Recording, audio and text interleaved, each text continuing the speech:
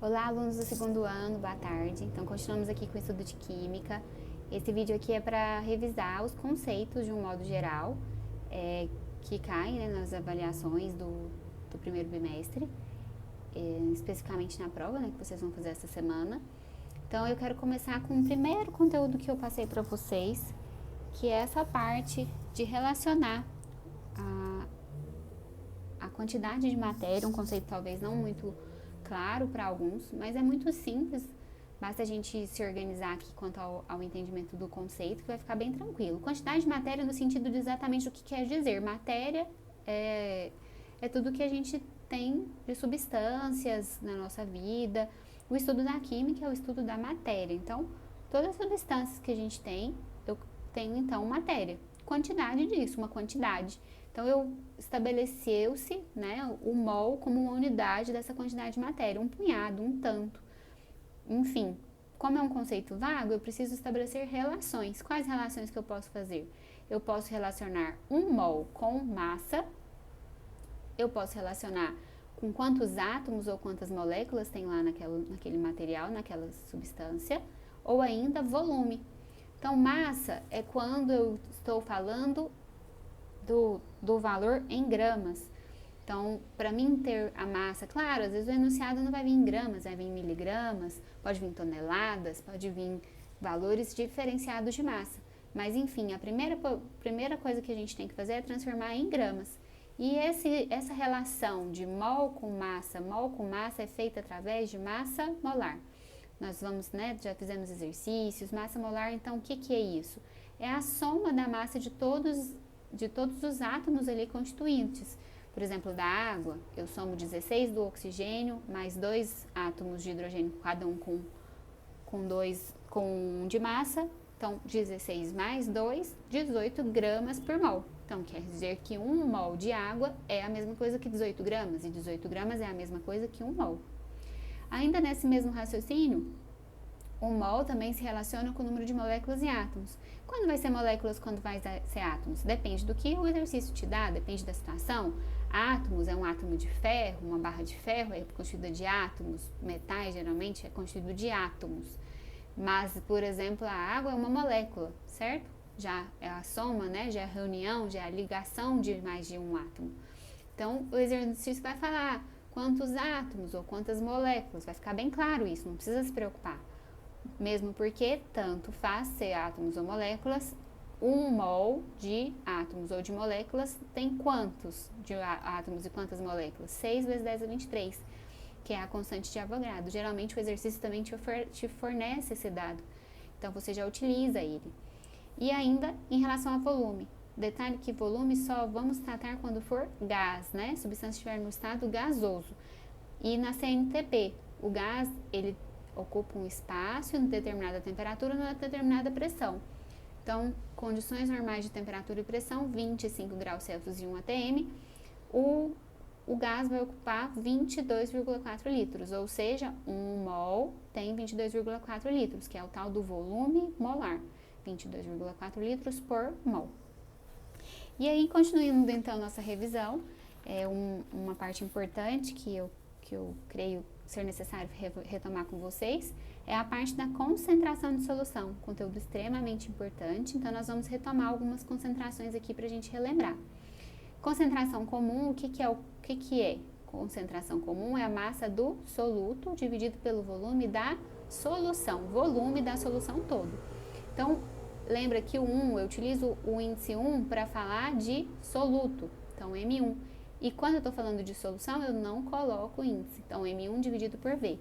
Lembrando que concentração de soluções está no capítulo 1, tá, do livro de vocês, tá? Todos esses conceitos estão lá, pode retomar lá também tem outros exemplos. E aqui como exemplo, eu peguei com vocês exercícios daquela primeira lista que eu entreguei, que foi entregue em sala de aula ainda. Então, eu peguei alguns exercícios de lá para exemplificar aqui, que eu achei melhor. Inclusive, você pode ir lá e corrigir também. Já enviei o gabarito, na primeira semana das aulas remotas eu enviei o gabarito dessa lista, mas não com a resolução, né? Apenas o final.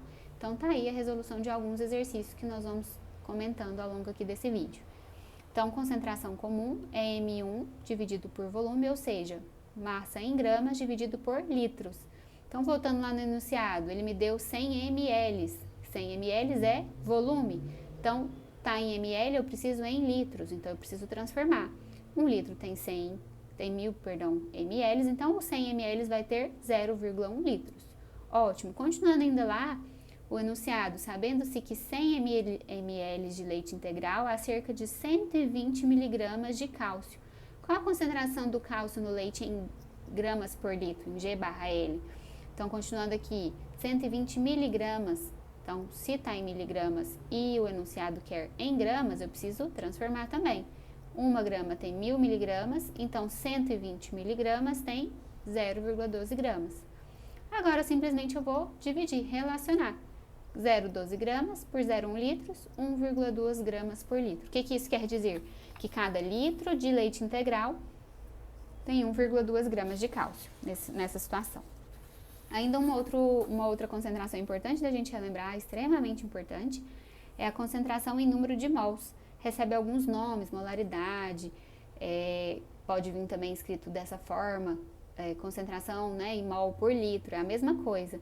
Então, o que é a concentração em mol por litro? Como o próprio nome diz, é o número de mols do soluto dividido pelo volume da solução. Então, MN1, aqui é N, tá? De número de mols por volume. Eu não gosto, já falei pra vocês que eu não gosto de usar fórmulas, mas eu sei que tem alguns alunos que preferem, raciocinam melhor com a fórmula. Geralmente, como eu vou fazer aqui no exercício, eu uso regra de 3 para fazer o exercício com essa transformação de massa em mol. Só que também existe uma fórmula, como eu coloquei aqui, é uma opção que você tem. Como que eu transformo? Porque geralmente, como esse exercício aqui, ele me dá em gramas. E eu quero e pergunta em mol. Então, como é que faz para achar o mol, sendo que você tem a massa? Basta você pegar a massa em gramas que te foi fornecida e dividir pela massa molar. Lembrou lá de trás, né? Massa molar, aquela que a gente soma as massas de todas as substâncias. Então, vindo aqui para o exercício, eu peguei o exercício 10 daquela lista que eu já comentei com vocês. No preparo da solução alvejante de tinturaria, 521,5 gramas de hipoclorito de sódio são dissolvidos em água suficiente para 10 litros de solução. Que boa, né? Que nome comercial que a gente conhece, né? O alvejante. Então, a concentração em mol por litro da solução obtida é... Nesse daqui ele já foi camarada, já deu a massa molar pronta, né? Não precisa exatamente a gente calcular. Então, vamos lá. O que nós temos aqui no enunciado? Massa em gramas, 521. De quem que é essa massa? Do soluto. É massa, não é número de mols. Ótimo. Então, o primeiro problema, eu não quero... A pergunta não é em gramas, é em mol. Então, eu vou precisar fazer essa transformação.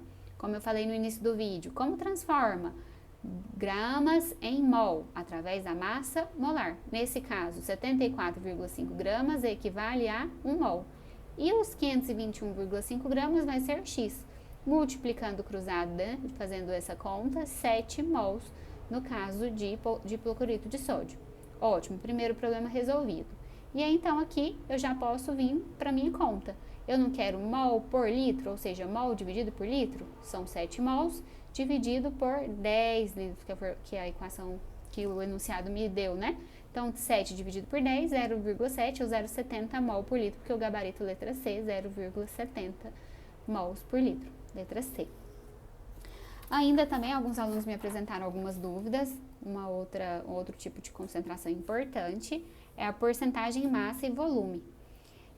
Também pode vir questionando, né? Pode vir nos exercícios título em massa ou ainda fração em massa. O livro de vocês fala de fração em massa, título em massa, tudo a mesma coisa.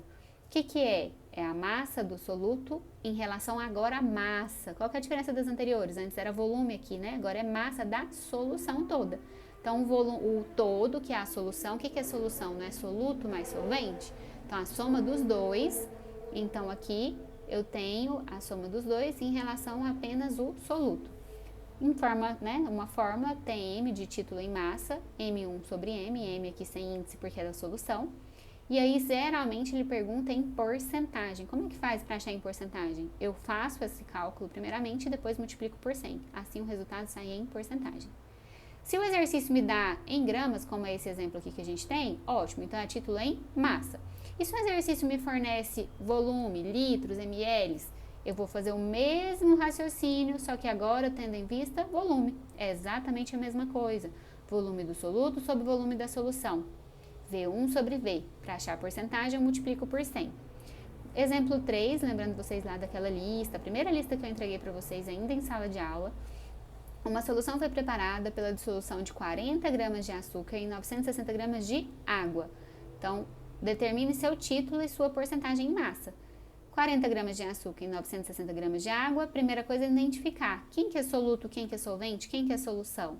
Então, 40 gramas de açúcar é o soluto, por isso eu coloquei M1, de soluto. E a água? A água é o solvente universal, ele vai dissolver, solubilizar esse açúcar. Então, esse aqui é a massa da água, certo? Não é da solução, é a massa da água. Se eu juntar açúcar com água, vai formar uma solução homogênea, tudo mais, que a gente já estudou. Então, o que eu posso concluir aqui? Para mim calcular título, eu preciso da massa do soluto que eu tenho, mas eu preciso da massa da solução. Como é que eu faço para achar a massa da solução, que é o M? Eu somo as duas, M1 mais M2, massa do soluto, solvente, 40 gramas de açúcar com 960 gramas de água, ou seja, 1000 gramas de solução. Então, cálculos. Primeiro, o título, como o exercício me solicitou, título em massa, 40 dividido por 1000, né? Que foi aqui, a gente fez o cálculo inicialmente, podia fazer direto aqui se você quisesse. 40 dividido por 1000, 0,4. Esse daqui não tem unidade, porque grama divide com grama não tem unidade. Para achar em porcentagem, como é que a gente faz? A gente pega o título que encontrou e multiplica por 100. 0,04 vezes 100, 4%. O que isso quer dizer? Que de toda a solução de 100% de solução, 4% é de açúcar. Ainda sobre esse assunto, vamos fazer mais um exemplo também lá da lista, que foi o número 4. Então, qual é a massa de cloreto de cálcio que deve ser dissolvida em 400 gramas de água para produzir uma solução de título 20%? Então, os dados que ele me deu, eu tenho o título já em porcentagem, a massa, no caso se é água, é do solvente. Então, eu tenho a massa do solvente. E o que seria essa massa de cloreto de sódio? É o sal que vai ser dissolvido na água, então por isso é o soluto, o M1. Então, qual que é o M1? Nesse exercício, eu estabeleci dois raciocínios, né? Coloquei aqui para vocês dois raciocínios, um bem simples, que eu creio que todo mundo consegue acompanhar, e um talvez mais matemático, um pouco maior. Então, se você entendeu o primeiro raciocínio, não, né, já está ótimo, não precisa nem olhar para o segundo. Então, vamos lá para o primeiro raciocínio. O primeiro raciocínio, então, é daquele jeito que eu explicava em sala, né?